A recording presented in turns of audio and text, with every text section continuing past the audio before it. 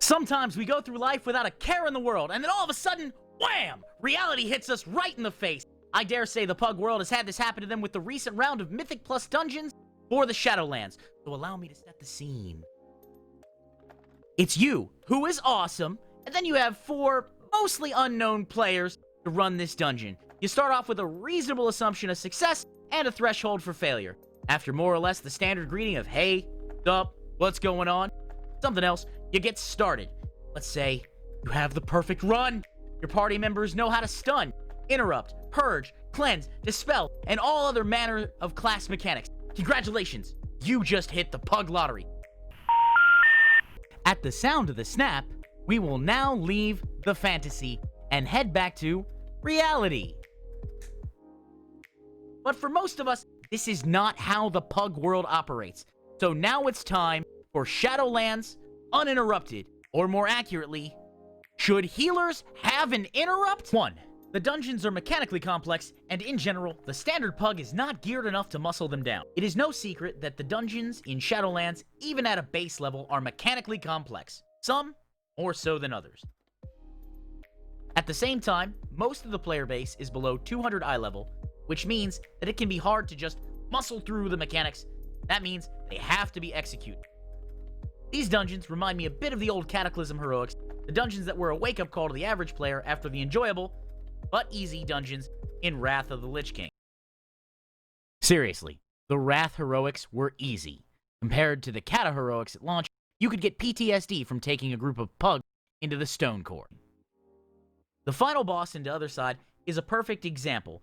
Dodge various lines and AoEs in front of him, go through a specific portal, kill Ghost, click Totem, DPS/survive, and if everyone did what they were supposed to do, boss goes down in one rotation of phases.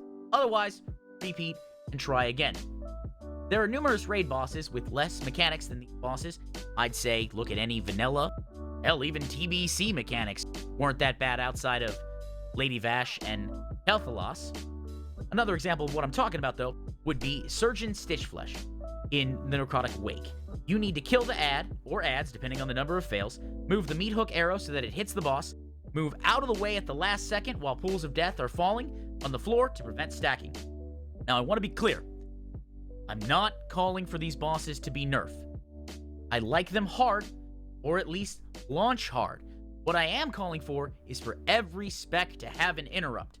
As a Holy Paladin, I somehow forget to punch an enemy, even though I'm in melee range. Doesn't make any sense. As a Warlock, why can't I fire off a cheeky, I don't know, ember in the eye or something? Like, I've got eye pain. I can't cast.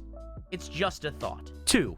No personal incentive to do X. As far as I'm aware, there is only one race and one class that benefits from using interrupts and/or purges.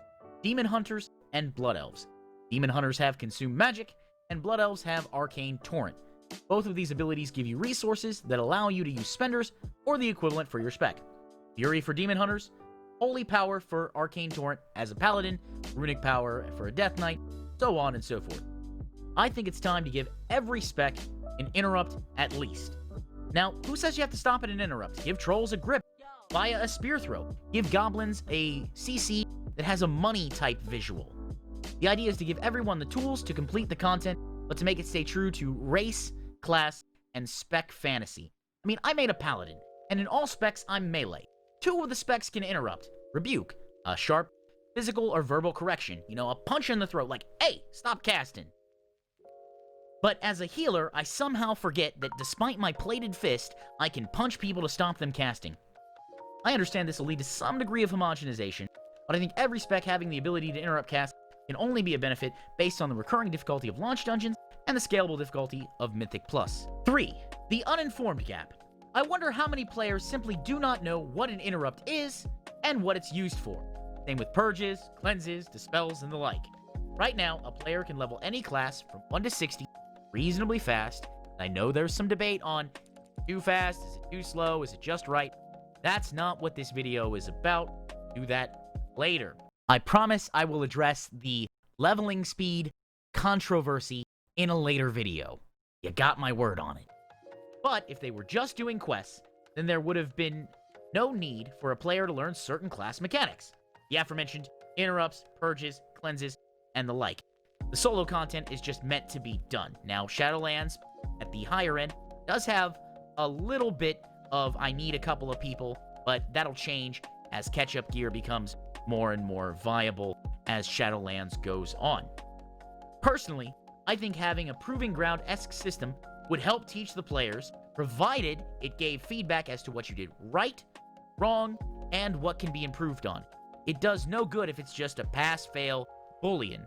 You gotta tell me, okay, hey, Nim, you missed 3 cleanses, which caused the tank to take more damage.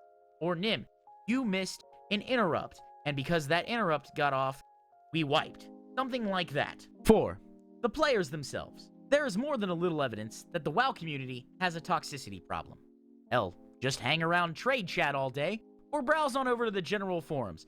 You'll find all manner of snarky, snappy comebacks that aren't helpful at all and are just a point-scoring/dunking exercise on somebody who doesn't share the same opinion as you. That's why, in general, I think they should be avoided. However, there is also more than a little evidence that not all members of said community are toxic. Now, the question is, how do we as a community teach others so that, in turn, they can go out and teach more people? And of the people who we would help, who might be offering guidance or asking for assistance, are they even open to that in the first place? Sadly, these answers will vary from person to person and situation to situation, but as a general guideline, help in whispers, praise in public. For example, if you have a guildie who is constantly failing a mechanic, just, you've gone over it, and over it, and over it, then one day, you start to get it, and it clicks. Praise them. Mention it. Now, I'm not saying you have to fall over yourself being like, oh, you're so much better now, but mention that publicly. Good job, X. Offer help and guidance in whispers. That way, you're not putting somebody on blast, and they'll be less hesitant to accept help from you in the future. Now, this is an ideal thing. Not all situations are the same. Obviously, disclaimer attached. So I hope you found this video both informative and enjoyable. If you think I missed any points or made a wrong argument, let me know in the comments below. There is also an option to like the video, and for the truly epic viewers, you can always subscribe. Outside of that, I stream on Twitch Monday, Tuesday, Friday at 6 p.m. Eastern Standard Time, and Saturday at 2 p.m. Eastern Standard Time. You can find the links in the down there part. Thanks for watching the video. Keep gaming and enjoy life. Hey, you made it to the end screen. Thanks for that. If you liked the video, check out the recent video and related video shown on screen now. Also, if you feel like supporting in a major way, there's always patreon.com/Nimicry. Thanks for watching, and I hope to keep getting better for you. Take care. Bye.